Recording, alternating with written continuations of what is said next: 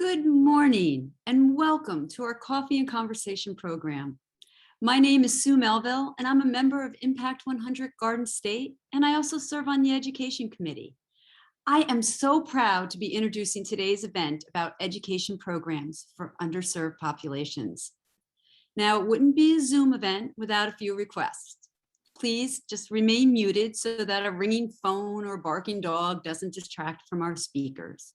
For best viewing, please be sure you're in speaker view, which you can change by clicking on view on the top right-hand corner of your screen. Should you have a technical issue, and we all do sometimes, we recommend that you close out of Zoom and log back in. Our Zoom administrator, Lorena, will then admit you back in. And as you listen to our panelists, please submit any questions that you may have for them in the chat. Let us know if your question is for the entire panel or just one panelist. And before we get started, I want to take just a moment to tell our guests about Impact 100. Impact 100 is a simple yet powerful idea that is part of a growing movement in this country known as collective giving. Each year, we ask our members to donate $1,000 and then pool that money to award $100,000 impact grants to local nonprofits. Our members decide by their votes who will become our grant recipients. Pooling the donations of many women means we can have a greater impact, and the more members, the more grant money we can award. As I said, simple yet powerful. For more information about Impact 100, please visit our website at www.impact100gardenstate.org, which is posted in the chat. Now to today's program. Our panelists today will be familiar and welcome faces to our members. They represent three $100,000 award impact grant recipients working in the area of education with three distinct populations: first-generation college students, formerly incarcerated adults, and unemployed women. And now I would like to introduce Jennifer Avers, one of the co-chairs of our nonprofit outreach committee, who will introduce our panel and moderate today's discussion. Jennifer, it's all you. Thanks, Sue. I am honored to moderate and will shortly introduce and reintroduce you all, members and guests, to our exceptional panelists. But before I do so, we want to share our hopes with you for today. We look forward to learning from these three grant recipients about their work and the projects that Garden State has funded, and really hear about the lived experiences of those being served and from these experts. So we look forward to learning about what's working in terms of how they deliver a range of educational approaches. We want to engage as much as possible, even in this virtual platform, with one another, with these panelists, and with important topics.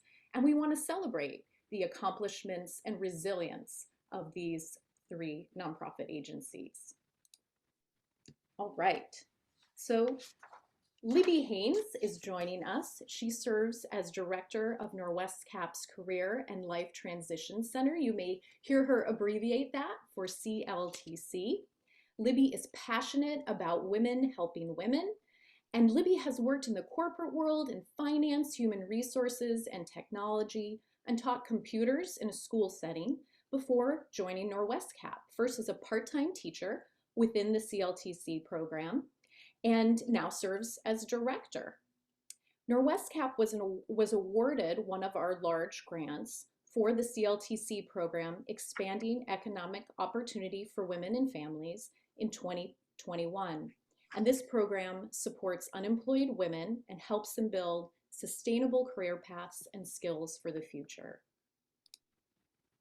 We also have Dr. Pamela Marcinaro joining us, and she has 15 years of higher education experience at 2- and 4-year colleges in the areas of academic support services, admissions, financial aid, and online higher education marketing.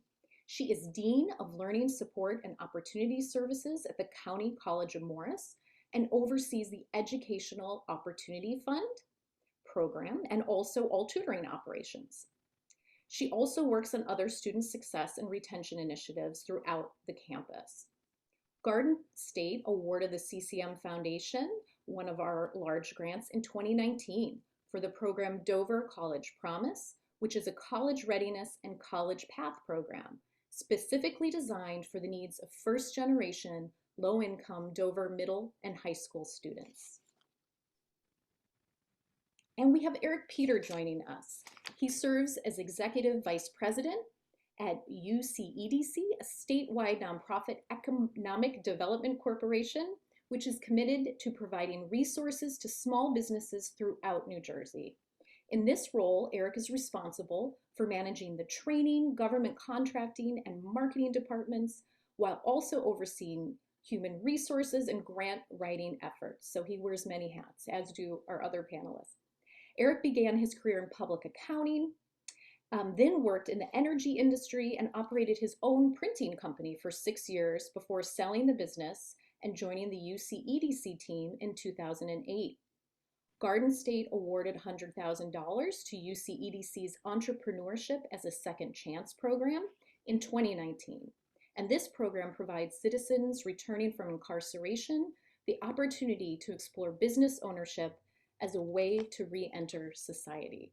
So welcome to our panelists.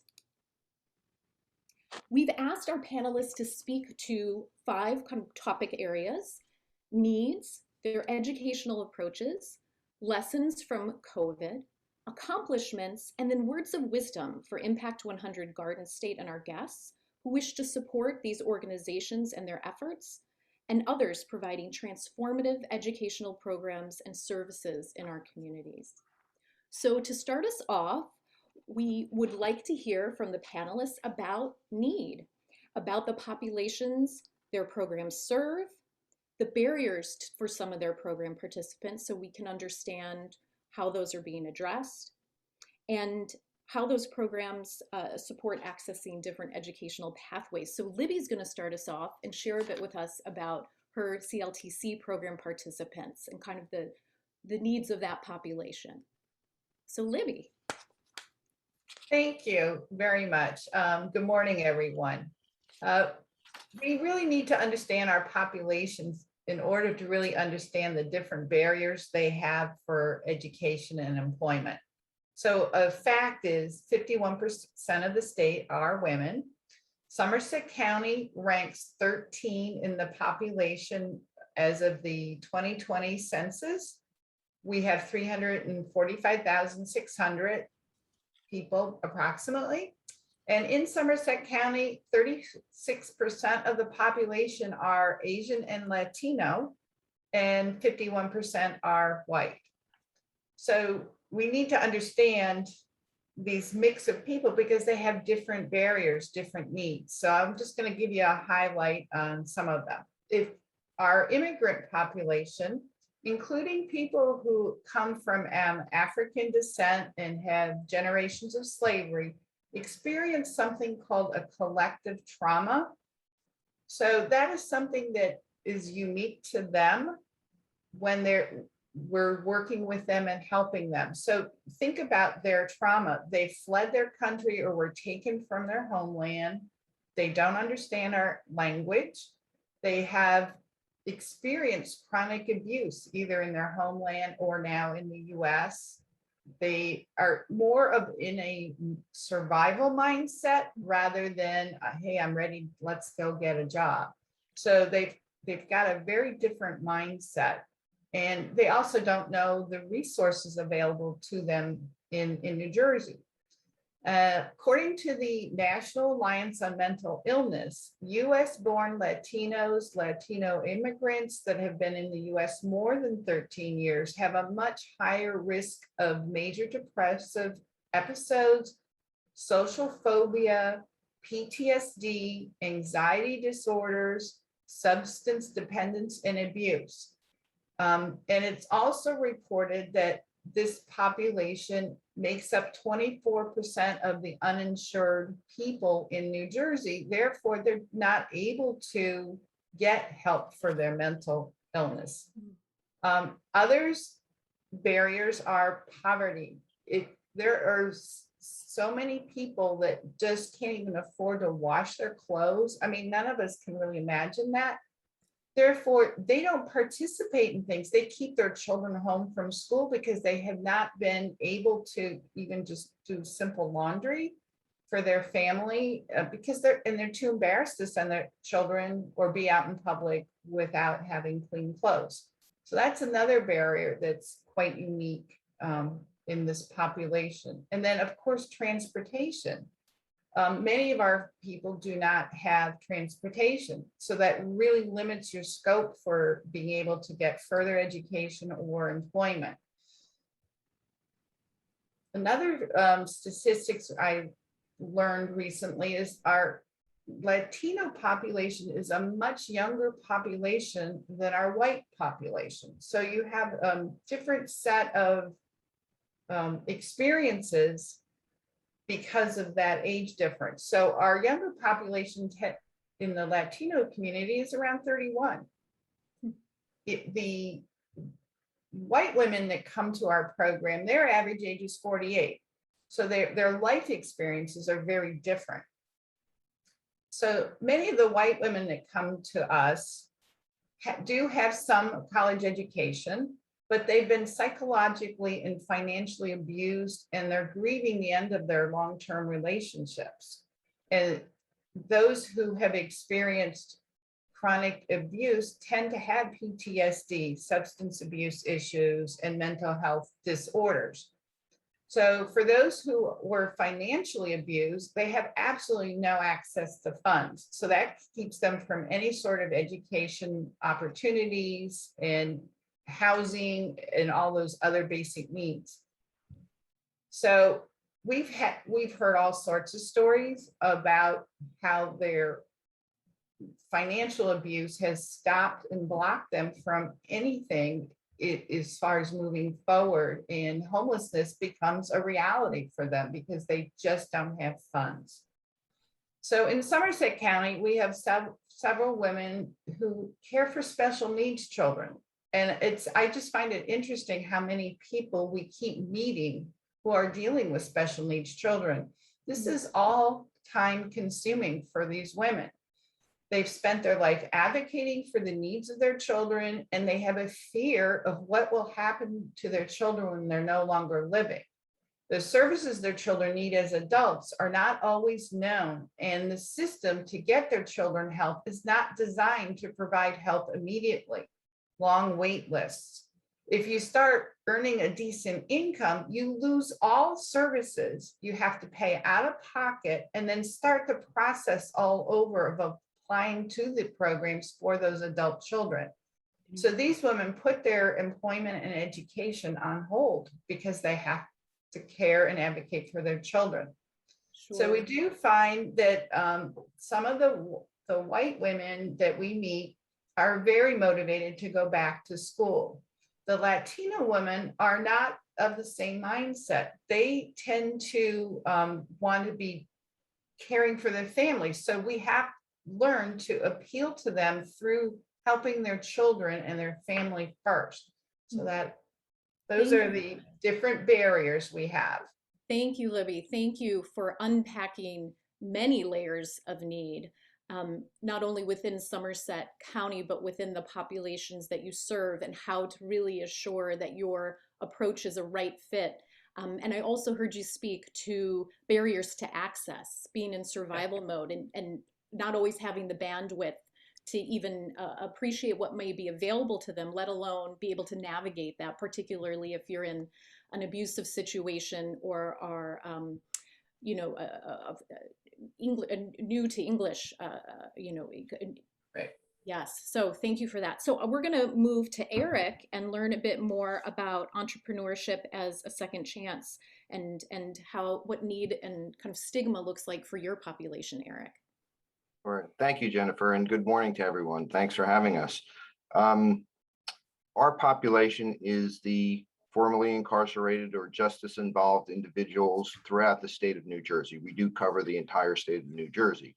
One thing that people don't really understand is that at any point in time, there are about 35,000 residents that are incarcerated, another 15,000 on parole, and you get about 80,000 that are checked into some sort of jail each year. So that's a tremendous amount of people on an annual basis that are going through the legal system, that have had some kind of occurrence with the law or some kind of barrier to re-entering society. What our program tries to do is pinpoint these individuals, because many people, when they are released, have faced tremendous barriers to get back into the workforce. There's employment bias. While we all don't like to say it, if you have a person with a background that has a record or some kind of incident that has gotten them justice involved, you may shy away from them, and you may choose to hire the person who doesn't have that. So a lot of these folks, are really struggling to find employment, or when they do, a lot of times they're underemployed, and what that leads to is a high degree of recidivism. We have about a 30% degree of recidivism in New Jersey. So folks are cycling back through the system and really kind of can't get out of this cycle that they're in to become productive members of society. What our program tries to do is to give them an alternate path to re-entering society by becoming their own boss, by becoming a business owner, making their own path per se. This way they don't have to deal with the stigma. They don't have to, run into being underemployed. We had a gentleman in our first class who we talked about. He had an incident with theft, and he said he couldn't even get a job at McDonald's. And this was a highly intelligent person, but just got caught up in some bad circumstances. So what we've done is we've created a program that tries to help these people, get them set up to start their own businesses and become productive members of society. And a lot of folks, in addition, don't have the opportunity. They don't have a strong support system, so they have nobody to guide them once they're released back into society. And that's what we're trying to do with our program, is to really focus on that and give them that structure and give them that shoulder to lean on as they try to make their path.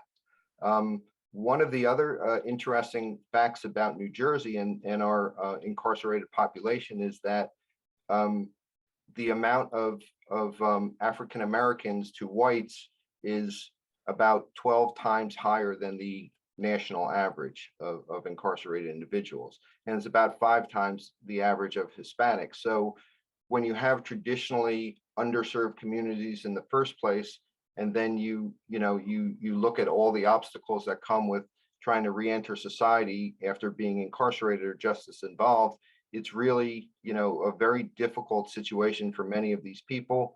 And, that's what our program has tried to address over the past year and a half. Thanks so much, Eric. Thanks for giving us a sense of the size of the formerly incarcerated or on parole population within our state. I think that's startling for a number of us, just to kind of understand the numbers there. And then also this idea of gainful empowered employment.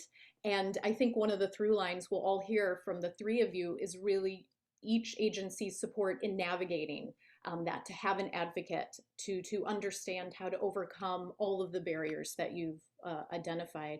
And so now we're going to turn to Pam and hear about her students and their communities. Thank you, Jennifer, and hi, everybody. Almost good afternoon.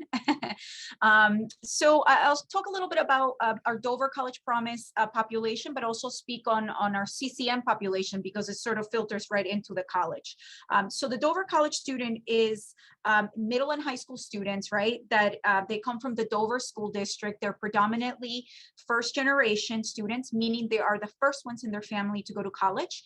They are Hispanic, Latinx, and from that population, we sort of break it into 2 groups. You have the born in the US Hispanic Latinx student, and then you have the immigrant Hispanic Latinx student, that it's maybe ELL, right? English as a second language. So you sort of have these 2 groups going side by side. These are low income students, predominantly in reduced and free lunch at their respective schools. So in some cases, these are working families. We're talking about students with parents that are working not only 1 or 2, but up to 3 jobs at a time, just to help them sustain sustain, in addition to the students themselves. So sort of the DCP population is a microcosm of the population of students that attend County College of Morris. So to give you some sort of idea, at CCM, which is sort of overlaps a little bit with some of the things that Libby said about her population. Our population at CCM is predominantly traditional, which is 24 years or younger. At CCM, the Hispanic Latinx student population is the second largest group. We actually just reached above at 25% of our student population there, which is sort of moving us into a road into Hispanic serving institution status. Our largest group is Caucasian.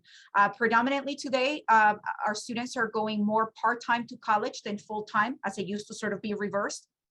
And this is a pretty big one. 69% of our student body at CCM are awarded financial aid. This means that there is some form of financial need for these students to attend college. So this is a pretty high number today, and it's a variety of aid sources. So when you're looking at these populations, right, you're looking at a college student that may say traditional age, but it's not traditional because they are multi-layered in their ways of living, that they're first generation, first in the family, right? They maybe come from another country, or it may be just a student that lives here but is low income. It's a student that may be dealing with other dimensions of their personality, you know. So when you kind of piece it all together, you're talking about a multi-layered student that may have even a family of their own at times and deal with those type of responsibilities. So the challenges for our groups are really a lot of it multiple jobs, right? Students that have to help the families to survive. This is a big one, and it creates sort of this tug and pull between the being a responsible son or daughter and supporting the family while still trying to be a college student.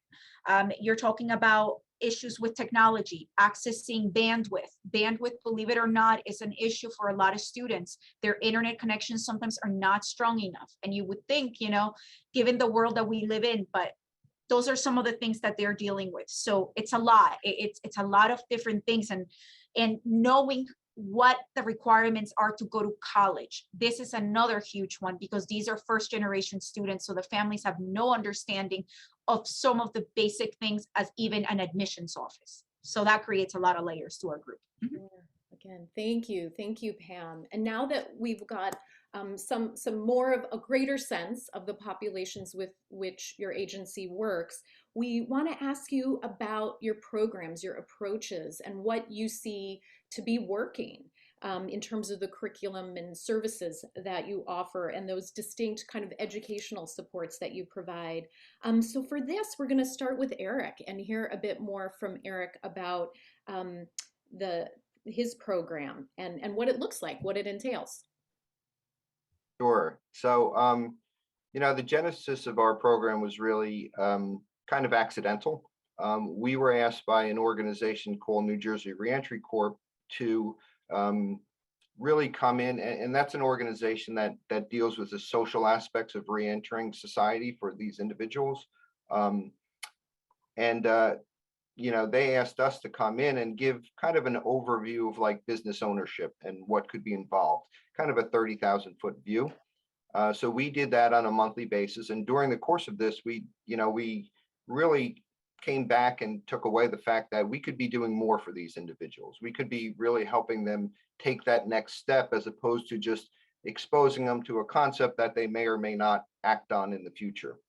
So what we decided to do was put together a 7-week program where we select individuals that have been court involved, justice involved, or incarcerated, and we take them through this class and kind of give them all the building blocks of starting a business.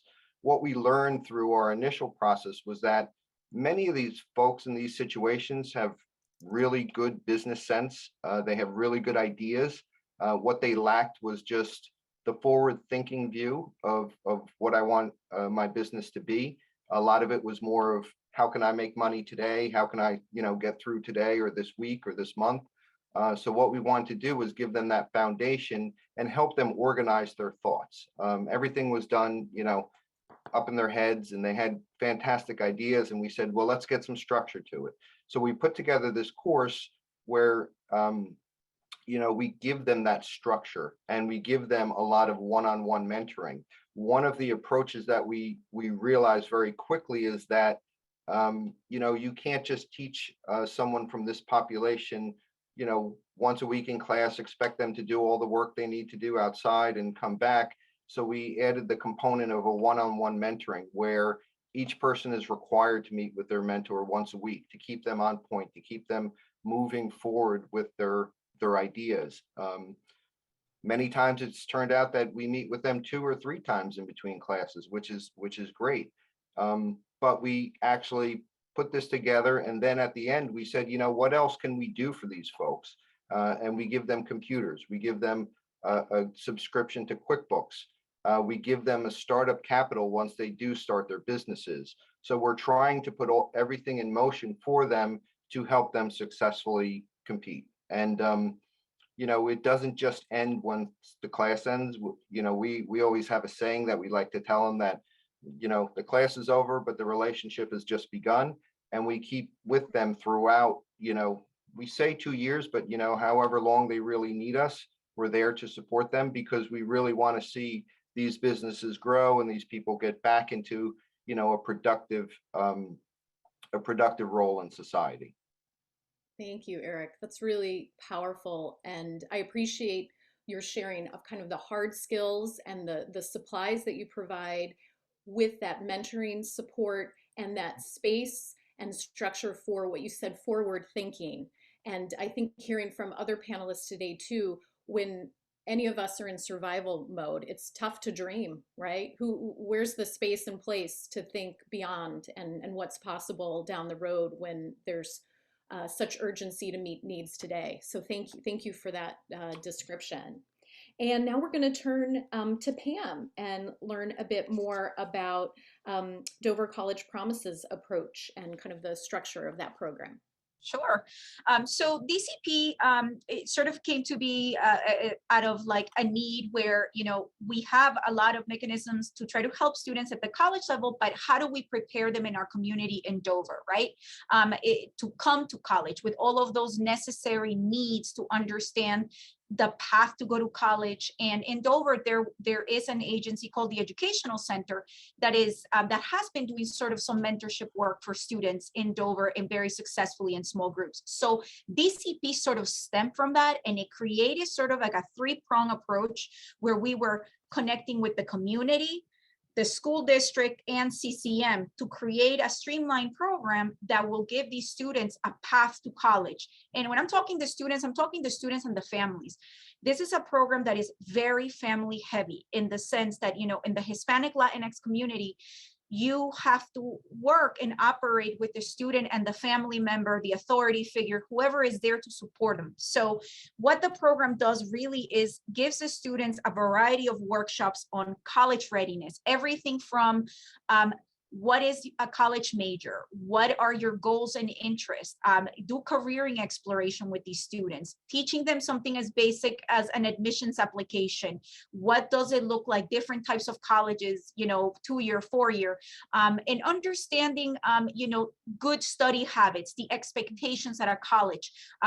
Things that maybe these students waiting last minute to do things. So a lot of those workshops have been implemented to support these students, and while still also supporting the parents, having the parents understand the path to college for their son or daughter, that what it entails, the requirements and the dedication, that you can't have them work 25 hours a week because they're also trying to get to college, sort of like a long-term investment. So the program has sort of these college pieces and then a give back component, which is a big one for DCP, the community project. These students have taken ownership. We are teaching them leadership skills so that they give back to the same communities that they live in by having specific projects, which currently we had a walking trail project in Dover and one to create a website for Habitat for Humanity. So it is a very multi-layered, and then there's a tutoring component to it to help the students along academically, that we really focus on that academic piece to help them out.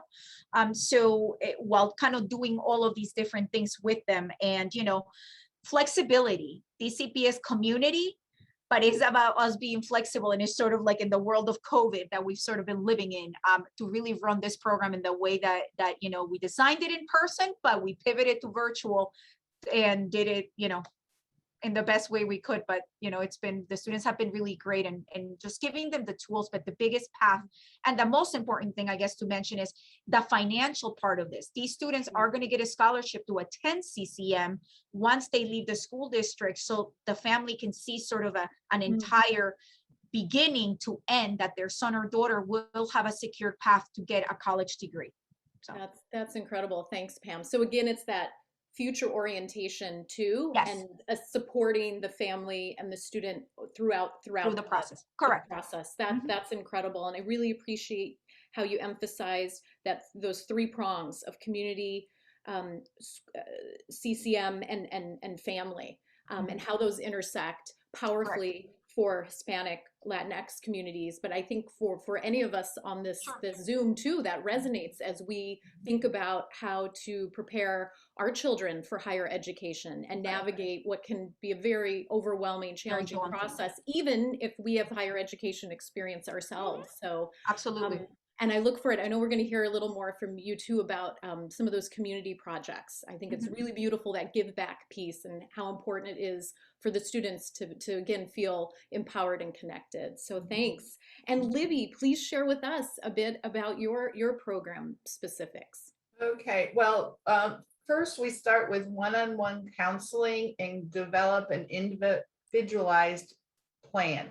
So each person is really unique. We don't do any cookie cutter planning. It's all about where they're at, meeting them where they're at.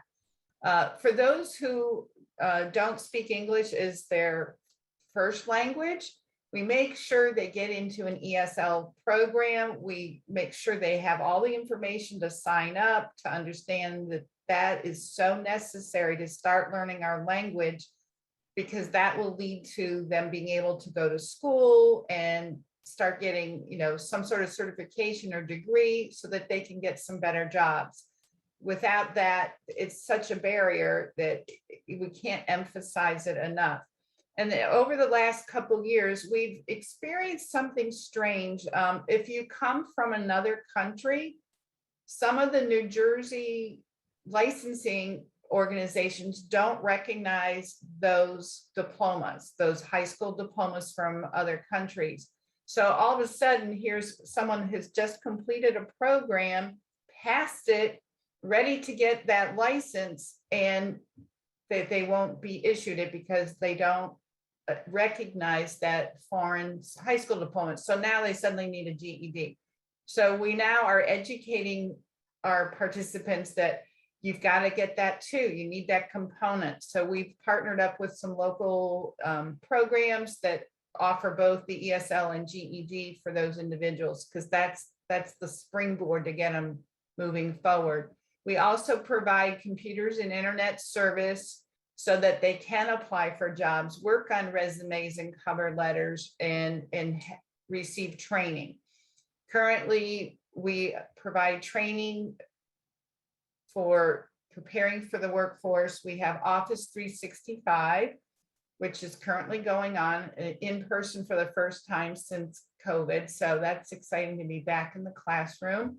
We developed Zoom 101 and Netiquette for communicating on the web, LinkedIn, QuickBooks Online, Advanced Excel. Later this year, we're going to expand and offer Advanced Word and Computer Fundamentals in Spanish.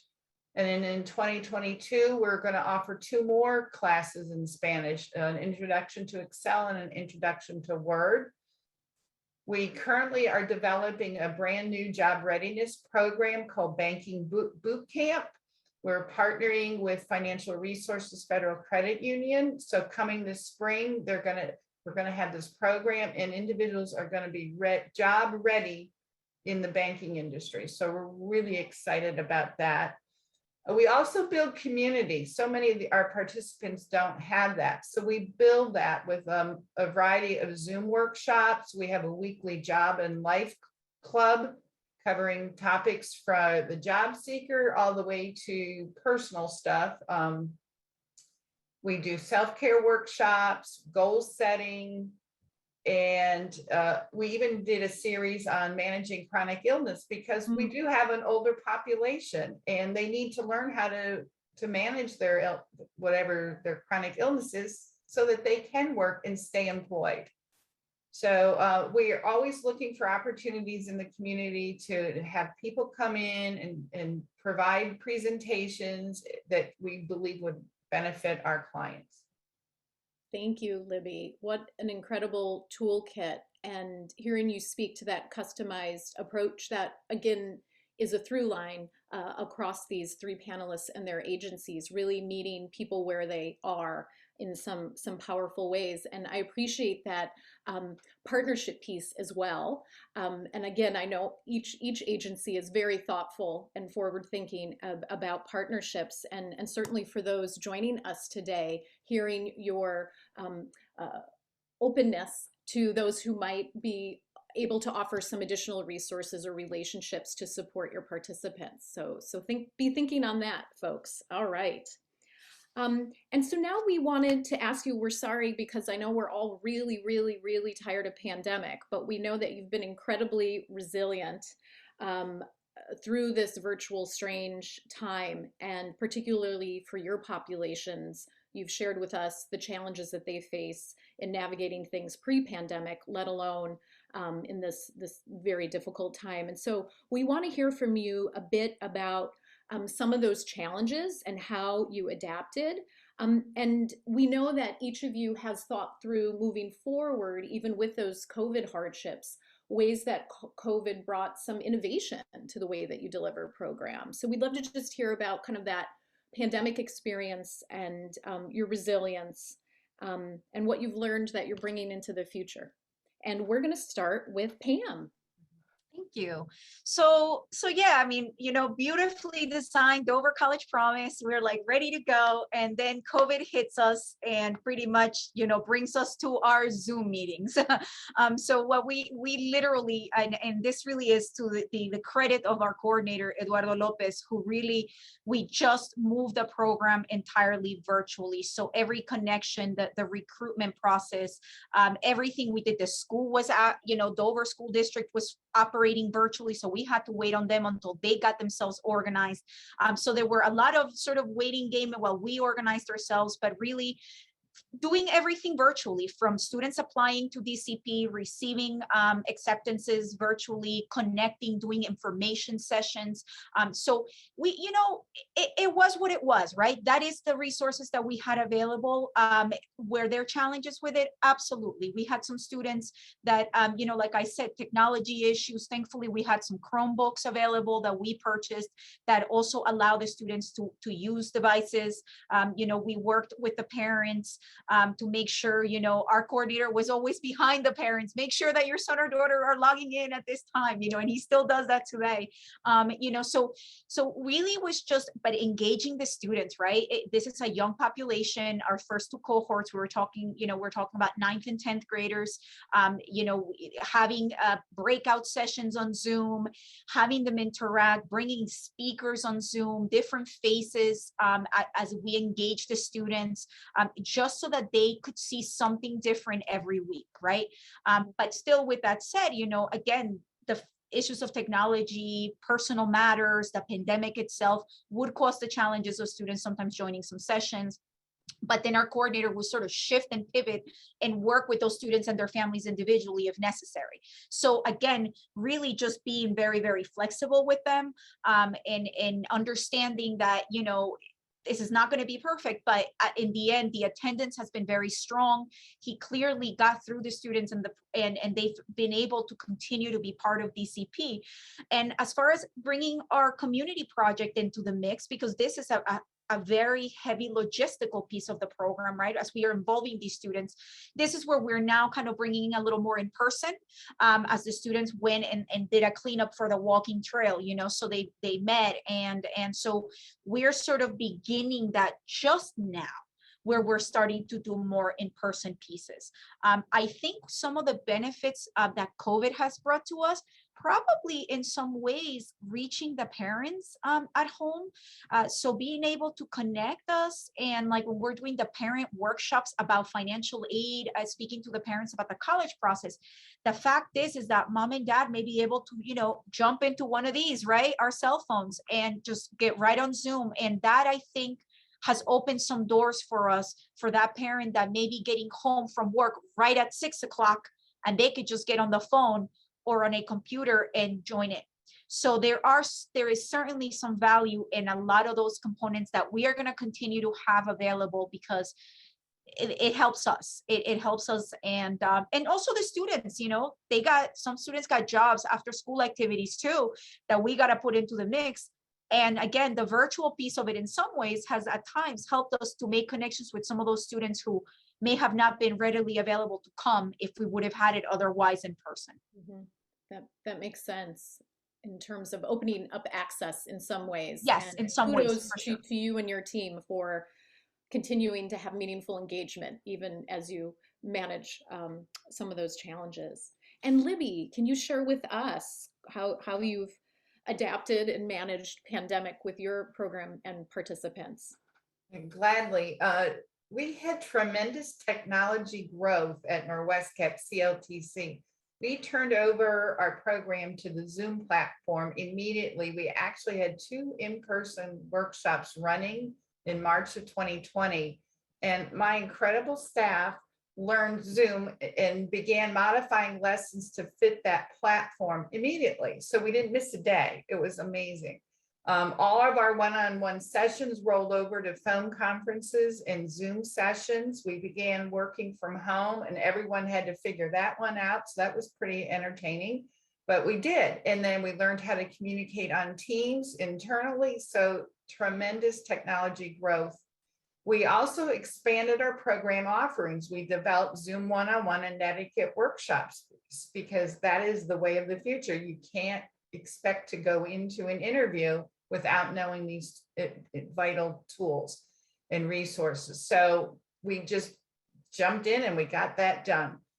We found clients were also less likely to miss appointments and workshops because of childcare and transportation issues were eliminated. Clients could call from home, they could call from the car.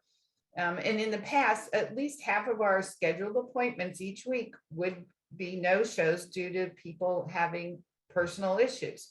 So now we only have 1 or 2 a week at most. And so our ability to reach them easily and more effectively has just led to increased client engagement. It's just, we just love it. And then during COVID, many women lost their low-paying part-time or full-time jobs, and they came worried about housing, utilities, and food. And if you think of Maslow's hierarchy of needs, their physiological needs were so important to address before talking about jobs and employment. So Norwest Cap stepped forward, and we just were able to provide housing and utility assistance. We provided additional food pantries. We had pop-ups. We did a clothing and coat drive, and we distributed stuff. We even had employees taking meals to children during the first summer who were in the summer lunch programs. So we really took care of those basic needs so that then the individuals could start thinking about education and employment. Sure, that makes a lot of sense, and it's tremendous how nimble you've been able to be, and again the other agencies sharing with us today. So we're just a little tight on time. So Eric, I'm going to move us into the next question and ask that you maybe share first for this next one. Again, it's a testament to the panelists' commitment and expertise that you've been able to be so resilient and support your participants' resiliency as well the last year plus. You've not only survived, you've thrived in many ways, and we'd love to celebrate your accomplishments, which you've been able to do in light of pandemic. And so want to hear about what's exciting, and if you want any plans for the future based on some of these accomplishments, and we'll hear from Eric first. Sure. So, our program has gone very well, and I think this is my opportunity to do a shout out to our grant liaisons, Pat Bomas, Betty Schultz, Putty Herman, who have really, more than just a grant source, we feel like they've been a partner to us and they've helped us with our accomplishments. And I'm happy to say we held our first cohort in March of this year. We started, or April actually, and we had 12 individuals come through our program. All 12 of those have now officially registered their businesses. So they're on their path. They haven't actually started generating revenue, not all of them yet. Some have, some haven't. But one of the wonderful things was that, this population can be tough to deal with. We've talked to a lot of other organizations throughout the country that are doing programs similar to this, and their biggest problem was always drop off. Well, we had, I think, of 7 weeks, we had one individual miss one class. So that was really a wonderful thing that we were kind of not expecting, but it was, very beneficial to us. And, by holding the pilot program and proving the success that we've had, we've actually been able to leverage that into another about 3 grants for about $150,000, which is really going to help sustain our program going forward. So again, I've said this to Pat and Betty many times, is that, once you get the first person, it takes a lot of guts to be the first person to support something, but once you can prove the model, it really helps. It helps bring it forward and sustain it and help it grow. One of the things we want to do with this program going forward is to start getting many of the individuals that have gone through back to mentor future participants in the program, give back to what they've gotten. And many people have that mentality. They really, they want to help others. They know they've been, gotten help and received help. So one of our goals is to actually build that platform of having peer-to-peer mentoring with former participants who have gone on to have success. And certainly we'd like to, continue to grow it. We held the pilot really focused on the 5 impact counties, but we have a cohort going on right now, our second one, with 10 individuals in it, 5 of them women, by just as an aside, which is great. And now we've been able to, expand that. We have people from Burlington County, Camden County, Passaic, all throughout the state. So it's been really good to get that momentum going and to really, help the program move forward. And that's what we're intending to hold these cohorts, about 2 of them a year going forward. And again, it's really gone good, and it's all due to Impact being our initial investor.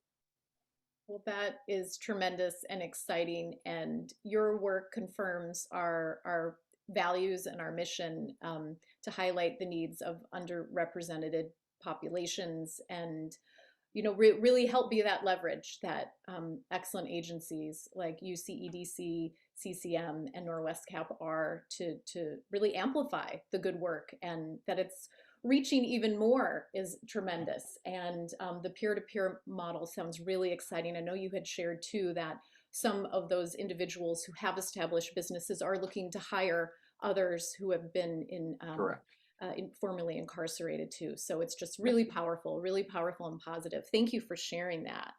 Pam, can you speak to us about some of those things to celebrate over Absolutely. the course of, So, I think the biggest thing to celebrate with DCP is the fact that the growth that we're seeing in the youth, these students, the ownership that they're taking about their academics, their lives, and also giving back to their communities, right? So I think it's sort of like watching families that really want their children to do well and now having a path. So we are very grateful for Impact and our and Barb Demarest, who's our liaison, who has been extremely supportive along the way in our journey as we've sort of had to tweak things and move things around. But really the pride, the accomplishment, I mean, this is not only these students are not only preparing for college, but they're in the process giving back to Dover. This is actually going to change their community. I mean, we're talking about one group has done, which is just wrapping up on this, a walking trail. Dover has no walking trails as a town. These students, along with some other volunteers, are creating this for other people to be there and walk through. The other group is done a campaign for Habitat for Humanity, where they help build an entire website in Spanish with the support of others. That was a gap. This is a population that needs assistance with housing, and now they have it in their own language, right? So you're talking about, this is long-term impact here. And then now we're shifting gears to the new group of students, and we're working with their community projects, and they want to kind of tackle homelessness in Dover. So that's the next one coming down the pike that we are working through for the following year. So where do we go? I mean, as far as DCP is concerned, we're very happy. CCM really supports the program 100%. Our president does, and the college really sees the value in the program. We're here to grow, and we're very committed that, we want to bring the next cohort in, which is 8th graders starting in January, bringing in now the younger students and getting that group up and running, which will require additional support systems, and just keep on growing the program. There is a need. There is demand. The school district is with us in this too. So we have created a very nice bridge here. Community, school, the college, something that will really be long lasting for us. So I'm really, really proud of the program. And I think this program is going to stay for a long time. I have no doubt of it. In the amount of students' lives that we can change going forward. We're excited to see now this cohort that came in, to see them now entering CCM, right? And then watching them develop as college students. Yes. That'll be sort of the next phase of this group. And that will be great to report back to you all when they are in college and what they're doing at CCM and all of those things. So that's what we're looking forward to. Oh, we are too. Really exciting. Talk about ripple effect. It's really, really incredible. All the different spheres that are influenced from this Absolutely. meaningful work. So thank you for that. And Libby, I want to hear from you, and I'm gonna give you a twofer here because we're getting tight on time too. So Libby, please feel free to share some of those exciting things to celebrate, and also if you can share with us words of wisdom for our impact members and guests, how we really want to know how we can be good grant makers and trusted community partners. So would love to hear from you a bit of those accomplishments, and then also kind of words of wisdom for us as we continuously improve the way that we do our collective giving. Great, thank you. The best part of this grant is not having to turn away women seeking our services. We are defined by displaced homemakers. That's a whole nother conversation, but it's limiting. So now we don't have to turn anyone away. That is just the best part of it. We want to empower all women seeking our services to be part of their career success. We are now offering some classes in Spanish, thus broadening the number of women we can serve, because now we're meeting them at where they're at by providing them skills for getting ready for the workforce and in their language to empower them. So our courses are going to help equalize and break down barriers one at a time. So we're just so pumped. So words of wisdom. When we remove the barriers, we end up with empowered women. And when women become empowered, they become self-sufficient. And Impact Garden State has enabled us to empower more women in New Jersey. Woo-hoo! Wow. Woo! Thanks, Libby. Give me chills. That's exciting. Very exciting. Eric, share with us some of your tips for our group and what you continue to think about. Well, it's funny, when I saw that question come up, I struggled with it, because in addition to when we went through, and then recipients, including my fellow panelists here today, I think you guys do a fantastic job at picking organizations to support. I think the support that I mentioned before is critical. It's very relieving to know, as a grant recipient, that we have somebody that can work with us. What we were initially planning our initial program for September of 2020. And, I was very nervous. I'm thinking, how are we going to get this done? But then it was, my grant liaisons that basically said, take it easy. Let's take a step back. Let's figure out how, how you can do it in the best format possible. And that level of support and knowing that we could go back and forth if issues were coming up or if we had questions was really invaluable to us. In terms of, looking for trends and things like that, who knows?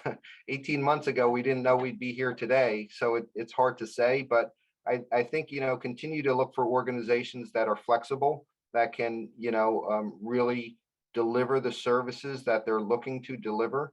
And, keep doing what you're doing. You're doing a fantastic job, and we appreciate all your help and everyone, not just our organization, but I'm sure I echo everyone's sentiments that was lucky enough to receive funding from you. Well, that's really lovely to hear. Thank you. And I'm hearing that, I'll say it in my words, don't be afraid to fund pilot programs and be the first funder. I hear that. And for us to mirror all of the good practices we've heard from the three of you today around being flexible, meeting the moment, and meeting our grant recipients where they are, given what they know best from working with their program participants and larger population. And Pam, some thoughts from you for our membership. Sure. So I think some of the words of wisdom, I think for us is that, our communities matter. Our communities are diverse. Our communities have different needs. We have to show them that there are paths for their success, whatever that means, right? So we tend to sometimes in our own thoughts, ideas, our own biases about what may be possible or not. But when people see a path, that there is a goal that can be achieved, and you show them that, people will run with it. And that's what I've always taken, especially from college students in working with first generation populations. You rise people to the challenge, you give them the tools, you give them the opportunity to get there, and they will get there. And I think that is the big sort of takeaway with DCP for me, is that these students are going to be able to be educated, and education may look very differently to a lot of people, right? Some people may be a welder, you could be a hairstylist, a lawyer, an officer, whatever that may look to you. Having a path to a way to become educated is a way to move your community forward. And that is really what DCP is doing for these students, because it's helping them move forward, become educated, but helping parents know that their son or daughter may be able to have a future, become professionals, and continue on. So this is, it's important. So creating a vision, showing a path, and I think people are going to run with it. And that's the things that we're seeing with DCP. So that's really incredible. Thank you. And reminding of us to check bias, and trust that if a path is clear and there's sufficient access and supports, people will not only meet but usually exceed those expectations. So it's really exciting. Well, thank you to these incredible panelists. We've got a little time. For those that can stay past 12:30, we welcome you to do so, though you're not required to do so, folks. We know we just set forth an hour of time together, but please feel free to share questions either to everyone or to Jennifer Avers or Sue Melville, and we'll do our best to put those forth to the panelists and give us a little time to speak a bit more freely based on what you've heard from them today. Did we have any questions come to you, Sue? I don't know, maybe you saw some come in. Everything you received was really all comments and feedback about how great the programs are. There was no questions. That's great. All right, so am I unmuted? There you are. I can hear you, Sue. Mm-hmm. Beautiful. If we don't have questions right now, I think I'm going to feel free to add them to the chat right now if you'd like to, just while I'm doing a close up so we can kind of stay within our guidelines. But we would like to wrap up the coffee and conversation at this point. You know what, Sue? I'm sorry, I'm going to interrupt. We've got a question, and I'm thinking it's for Eric about some examples of some of the businesses developed. Mm-hmm. So Sure, Eric, it's actually been extremely diverse. To put it in those terms, a lot of them are what we've tried to steer our folks to are low cap businesses that they could start easily. Basically, your landscaper, we do a lot of people have done things like body butters and things like that, selling products that they were already making, but taking it in a legit manner and making a business out of it, as opposed to, just a hobby or a way to make some quick cash. We have some very interesting, we have a number of businesses, people that are starting businesses to help returning citizens themselves. So we have one person who's doing something for housing, trying to set up housing. There's several people, I think, actually. We have another person who's doing counseling for returning citizens. So that's where, I was talking about before, that there's a real desire to assist others that have, fallen into the same path that they have. So there's a lot of support in that way. So it's really, it's spanned the spectrum, for lack of a better term, but a lot of them are focused on the communities, giving back to the communities, helping others that are in the same situation they had been in previously. That's incredible. Thanks, Eric. Yep. And another question, observations or thoughts from the panelists about if relationships have developed within your program cohorts. And I know it's probably tougher through COVID, but if there's some examples of how individuals receiving services or moving through your program have found friendships with one another. And I think, Eric, you spoke to this a bit, that there are some, folks developing businesses and then looking to place others in the program if that's a fit. Are there any examples of kind of ways that you develop those bonds or that trust, I guess, within a cohort? And can I add, if that's going to Eric, do you partner with SCORE, and how do you get your mentors? So right now, we're actually mentoring people with our existing staff. We have a staff of about 4 people that are really working one-on-one with the individuals. As we stack up more classes, though, it's going to become a problem because we're going to have, more and more folks through the program, which is why we're looking at alternative ways of maybe finding existing participants or partnering with another organization, that could carry some of that burden as well. We have had a number of people volunteer to do some different really counseling and things of that nature, and say they want to get involved in the program. So we're still working on developing the infrastructure of our long-term mentorship program, but currently we're handling it internally. And there was a first part to that question. Yeah, sorry, no, thanks. And that could be for Eric, Pam, or Libby, about kind of helping to develop relationships within cohort. Right. Yeah. So I don't know, Eric, you can certainly weigh in, or Pam. I'm or unmuted, so I'll keep going and then I'll turn it over. Yeah, go. So what we do is, we have the ability to keep our classes small. So we like to make them very interactive, and we do try to encourage people. There have been people that have had similar business models, and we've, encouraged the collaboration between them, even to the point of doing a mentoring session together with the different folks so that they can, learn from each other. And we have had people that have actually started to do a little bit of work together. A couple gentlemen from our first class. So, that was really important. And I think as we go and as we build back and lean more on some of our existing participants, we're going to see even more and more of that collaborative nature of the businesses. Yeah, that's exciting. Thank you. And Pam, maybe you have a thought?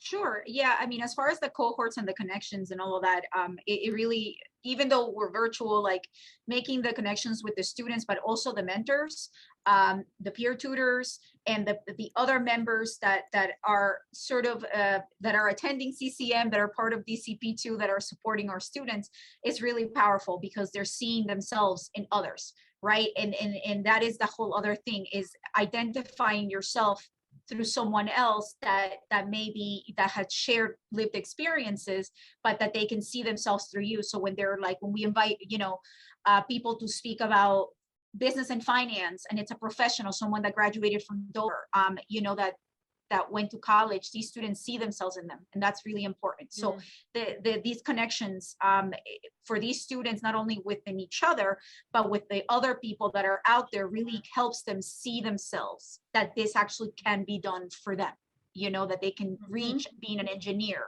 or a nurse or whatever other things they may want to see, you know, in their path to college. Wonderful. Thank you, Pam. All right, Sue, pinging it back to you. Okay. Okay, I am overwhelmed and just want to thank everyone for being part of our coffee and conversation today.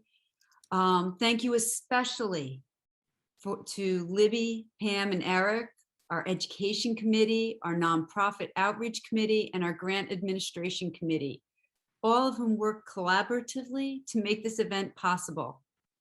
You have now seen what our impact grants can do for our communities. And if you liked what you saw and heard, please consider Impact 100 as you choose your charitable donations for 2022. Our membership drive is currently in full swing, and we invite guests to join us. And we remind our members, oh, hold on, I lost my spot. And we remind our members to renew your membership by January 31st. Again, for more information, please go to our website at www.impact100gardenstate.org or email us at member@impact100gardenstate.org. You can find us on Facebook, Instagram, Twitter, and LinkedIn as well. We are social. Please support the work of Norwestcap, County College of Morris, Dover, Promise, and United Counties Economic Development Corporation. We have posted links to their websites in the chat. We thank you so much for joining us. On behalf of our panelists, the leadership team, and all the women of Impact 100 Garden State, please have a safe and peaceful holiday.